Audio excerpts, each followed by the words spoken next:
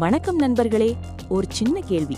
ஒரு IAS officer, ஒரு government bus conductor, அப்புறம் ராணுவத்துல வேலை செய்யற ஒரு சோல்ஜர், இவங்க 3 பேருக்கும் காமனா ஒரு விஷயம், அது என்னன்னு தெரியுமா?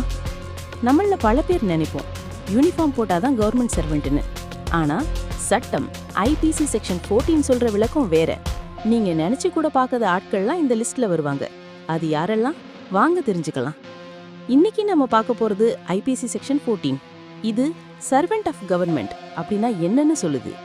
ரொம்ப சிம்பிளா சொல்லணும்னா, இந்திய அரசாங்கத்தால, சென்ட்ரல் இல்ல ஸ்டேட் கவர்மெண்டால இந்திய எல்லைக்குள்ள நியமிக்கப்பட்ட அல்லது வேலைக்கு அமர்த்தப்பட்ட எந்த ஒரு நபரும் சர்வெண்ட் ஆஃப் கவர்மெண்ட் தான்.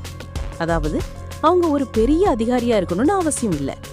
அரசாங்கத்தோட அதிகாரத்துக்கு கீழே சம்பளம் வாங்கிக்கிட்டு வேலை செய்யற ஒவ்வொருத்தரும் இந்த செக்ஷன் படி கவர்மெண்ட் வேலையாட்கள் தான்.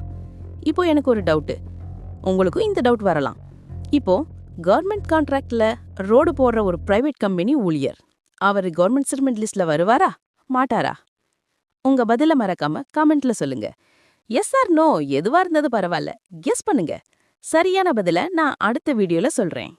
நம்ம சேனல்ல போடுற சட்ட விழிப்புணர்வு வீடியோஸ் நிறைய பேர் பாக்குறீங்க.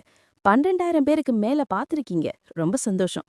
ஆனா அதுல பாதி பேரு இன்னும் நம்ம குடும்பத்துல இணையல, அதாவது சப்ஸ்கிரைப் பண்ணல. சட்டம் தெரிஞ்சுக்கிறது நம்மளோட உரிமை.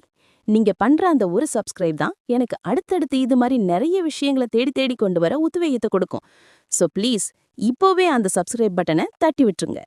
சரி, இப்போ கவர்மெண்ட் சர்வெண்ட்னா யாருன்னு பார்த்துட்டோம். ஆனா ஐபிசில செக்ஷன் 15 மற்றும் 16 என்ன ஆச்சுன்னு தெரியுமா?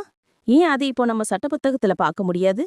அது மட்டும் இல்லாம கவர்மெண்ட் அப்படின்னாலே என்ன? அது முதலமைச்சரா இல்ல பிரதமரா? ஐபிசி செக்ஷன் 17 இதுக்கு ஒரு அதிர்ச்சியான விளக்கம் கொடுக்குது. அத பத்தி முழுசா தெரிஞ்சுக்க அடுத்த வீடியோவை மிஸ் பண்ணாம பாருங்க. அது வரைக்கும் சட்டத்தை அறிவோம், விழிப்பாய் இருப்போம். நன்றி.